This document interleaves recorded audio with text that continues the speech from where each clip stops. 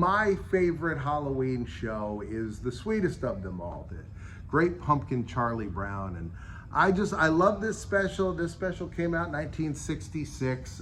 It was Peanuts' second holiday special. Their first one was the Christmas one, which is as big of a classic as you can come to in the Christmas genre. I'm going to break down the whole history of Peanuts.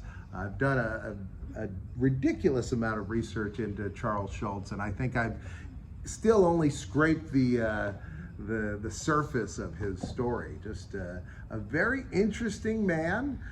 He was born November 26th, so his birthday would be coming up. He was born 1922, so he'd be, I guess, what, 101 this year, if he was still around. He was born in Minneapolis. His name was Charles Monroe Schulz, but his nickname was Sparky. He was nicknamed after a cartoon character. This was a very famous cartoon character when he was a kid. He had nothing to do with it, but Barney Google had this horse named Sparkplug, and so his dad started calling him Sparky, and so they always called him Sparky. And he had a dog that became famous prior to him. He loved to draw as a little kid, and so his first published piece of artwork is this drawing of his dog, drawn by Sparky. This was a drawing of his dog Spike, which, by the way, if you pay attention to Peanuts, you may remember Snoopy's brother. Snoopy has a bunch of brothers. We'll actually talk about Snoopy's family tree. Welcome, guys, glad you're here. But Snoopy's brother is named Spike, and so Charles Schulz first was published 1937 when he wrote a letter to Ripley's Believe It or Nots, and in his letter he included this drawing he did, so it is the very first published drawing by Charles Schulz. It was a letter that said that he had a dog, a hunting dog, that eats pins, tacks, screws, and razor blades, right? Drawn by Sparky. And I thought that was pretty neat. The crazy thing about this is that after he became famous, the people at Ripley's went through the archives. They found the letter that had been written in, and here it is. This is the letter from his dad, but the drawing drawn by Sparky there. And it's interesting. It says, in addition to what they had published, it says that the dog has eaten a highlight ball, handkerchiefs, stockings, pins, tacks, screws, and razor blades. Now then, and this is the part that I think is a little disturbed, at the bottom it says, all these things have been swallowed whole and digested. Now, digest is a verb which means to break down food in the alimentary canal and absorb it into the bloodstream, which means this dog was like a superhero. This dog was able to eat like a highlight ball. I'm just thinking they were not good custodians for this dog on this earth. Like, you know, I mean, like, after the first time your dog eats a razor blade, you're like, hey, maybe we put the razor blades away, you know?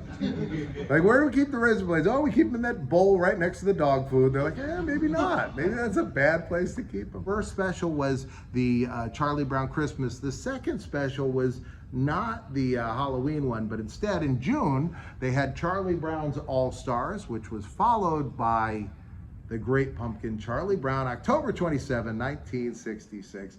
Man, I always loved this special. This special is just great. They all had their different costumes. You can see the masks that they had, which had the like rubber band that would hold your mask in place, that would always break off by the time you got to the third house.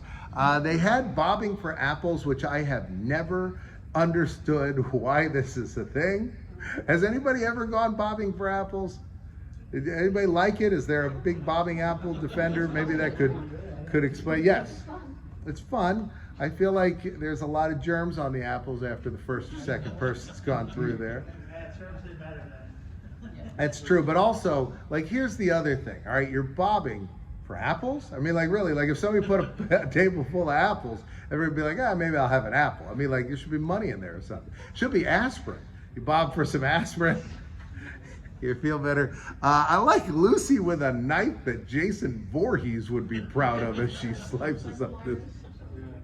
Yeah, that's Lucy and Linus. Linus is her brother, right? I found that Charles Schulz, as much as he is one of the most successful animators of all time, his animation was unusual, to say the least. Look at Sally's fingers here. Just look at I don't know what's going on there. It's great to see you.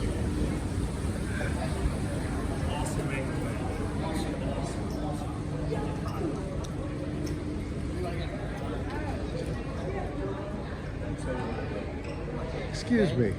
Yes. You guys look great. What is the costume? Oh, this is from Five Nights at Freddy's. Are you like the security guards? Yeah. That is fantastic. I love it. I saw you from over there and I was like, I don't know what that is, but I got to find out because those costumes look great.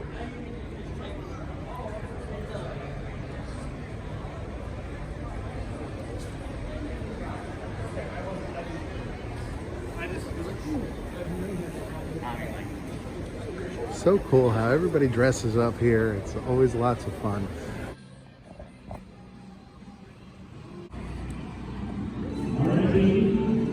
Here are some of the board games here.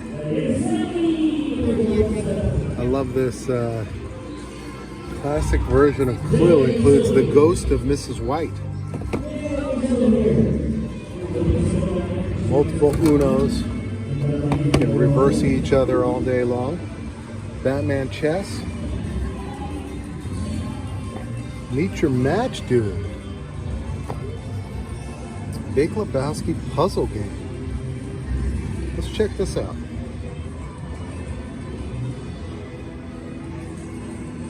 Alright, so there's 9 of these. And you lay them all out. And we're going to try to put them together. Says you could use these as coasters, which is great. There's Donnie throwing rocks tonight. But we don't want it to end up like that. We've got to get them all together like that. So I'm going to see if I can do this right now. I've got 6 and they're all connected correctly. Nobody's looking wrong. So now I have 3 more to put. I'll see if they fit in the top or bottom. See if I'm right so far. And that is it. I got it. So you can see Walter's correct, the Jesus is correct, Donnie's correct. There you go. Not that hard, kind of fun. If you had a belly full of White Russians, probably be a little harder. It says there's also a Where's the Money Lebowski game as well.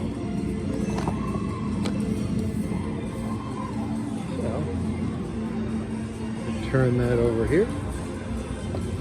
But yeah, they have all kinds of games. You can check them out, play them right here.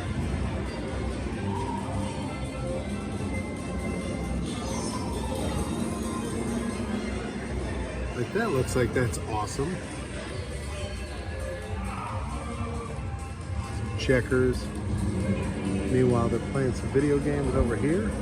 All different booths set up. You can sit down, play a video game. They also have contests that they're doing over on the screen here. So lots of fun. Wow.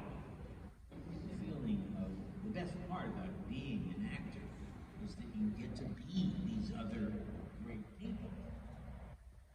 I mean, I was a great pianist in that movie. I mean, it doesn't take a lot to convince me that it's me.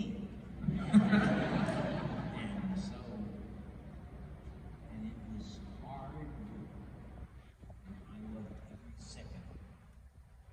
And someone once asked me, how could you play Dick Cheney? And I said, well, first of all, there's a little bit of Cheney in all of us. And what you gotta do is find your Dick Cheney and bring it out and make it work. And when I say that, I mean it.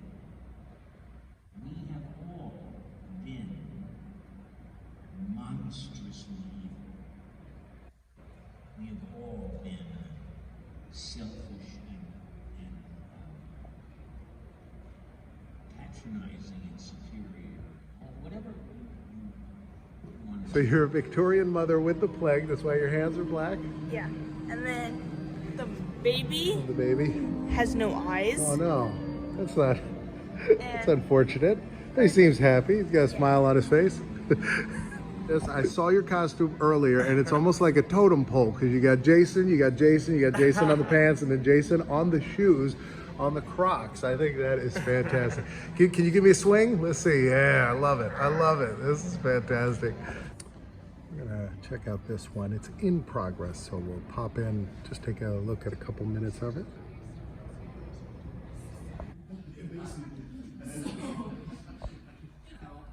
Motel Hell is one that I also have a personal attachment to because my first interaction with that film was going out to the garage to ask my father a serious question. And he was sitting there eating a bag of potato chips and just watching, and the scene was where they are going out to feed all of the people that they have buried. So it is just heads in the ground, feeding tube, and they have cut their vocal cords so they go. And I was like, so I had one question and now I have several, Father. Namely, what is this movie and can I watch it? I would take this black next, and this is a little bit more of a smoky black. I have more stark ones, but this is kind of good for this like sketching thing. And then this is a pencil that you're supposed to use to put cream eyeliner on. Clearly that's not what I'm doing. That's fine though, because this is what we do. So, like I said, I like to sketch out where my eyeliner is gonna go. What I'm trying to do is make my eye look longer and rounder so that they look as big as I can possibly make them as a person with average sized eyes. So what I'm gonna do is go in this corner, and this is the elongating.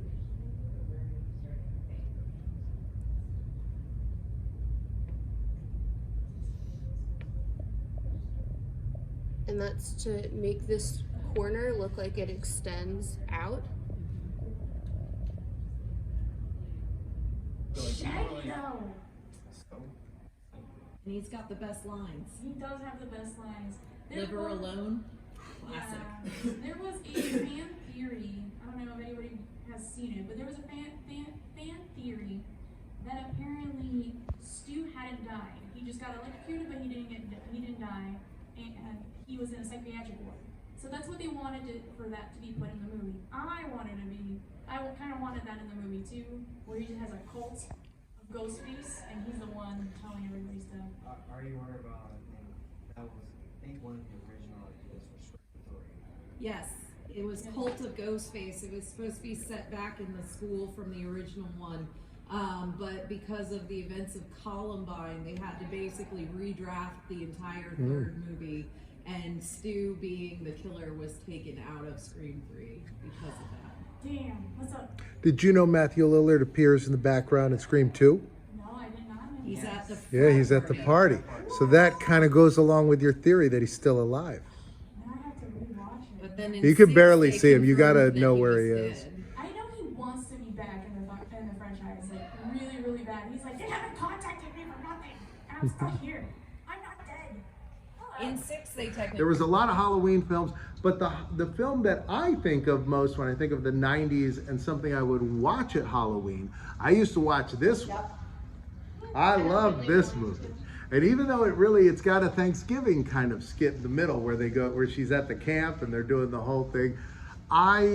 With the Pilgrims, I love this movie. I enjoyed that new series, by the way. Did you guys check that out? No, You haven't seen it? I've seen it. My son is 12, and so that would have come out, I guess that came out are we almost a year from when that came out?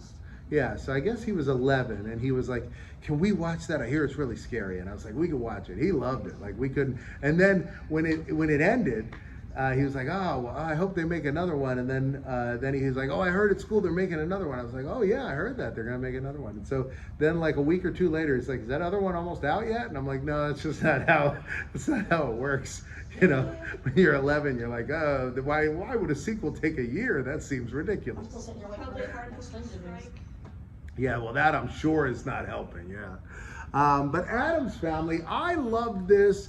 I think Christina Ricci is so good in this movie. Her deadpan is just so brilliant.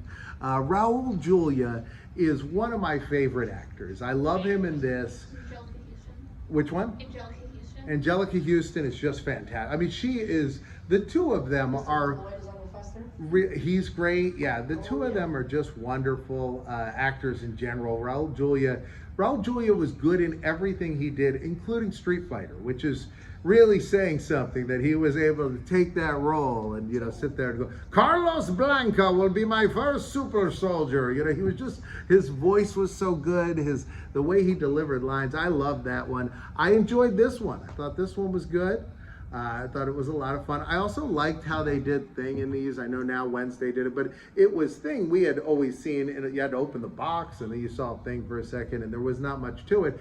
And in this, the guy that did it just did such a good job of making that, you know, once they CGI'd out the rest of them, it really did look like a living character, which I liked. I like on Wednesday, the new one that they Yeah. did, that he used sign language. Yes, that he knew sign language, which was smart. It was also, it like would make sense that he would know sign language. And he finger spells in the first Addams Family movie. Yeah, Yeah, Wednesday's show is I think he does like, and he spells it out like just like spelling out letters. Like, Yeah. he can't get away, and He gets mad, he's like, he's like, I can't understand when you're stuttering, and then he starts going to Morse code. How about these? They're supposed to be bringing these back. they are. They kind of did, but not with the lids. No lids, Yeah. different handle, right? Smaller, They're not weird. the way we remember them. Yeah, not It's the not way- this kind of handle. No. Yeah. And they're thinner plastic That's too. it. It's because they're cheap. Who said because they're cheap? You're absolutely right.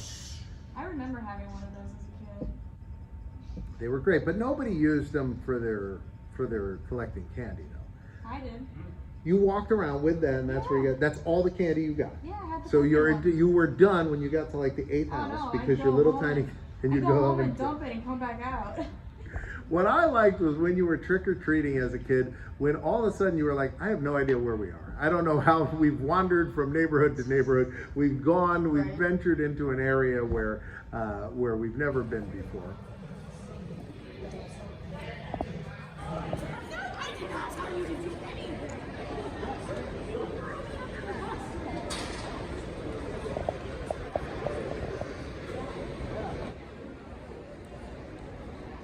Is he finally being released from in there? Are you letting that man off duty? Are you letting this volunteer finally go? I'm sure, yeah, he's finally relieved of his duties.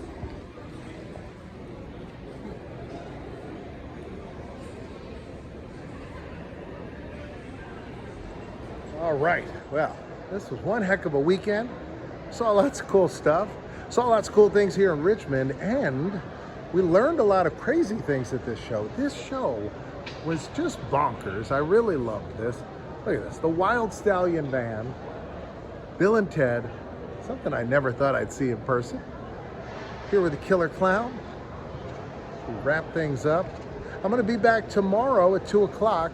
I'm traveling back home, and I'm gonna be stopping in Washington, D.C., eating at Old Ebbitt's Bar and Grill, I think, or Old Ebbitt's Grill. It's apparently the oldest bar in Washington, D.C., although it sounds like it's been rebuilt a bunch of times, and the physical bar has only been there since the 80s. But it's apparently beautiful. Clint Eastwood ate there with John Mahoney, the dad from Frasier, in the movie In the Line of Fire. That's pretty great.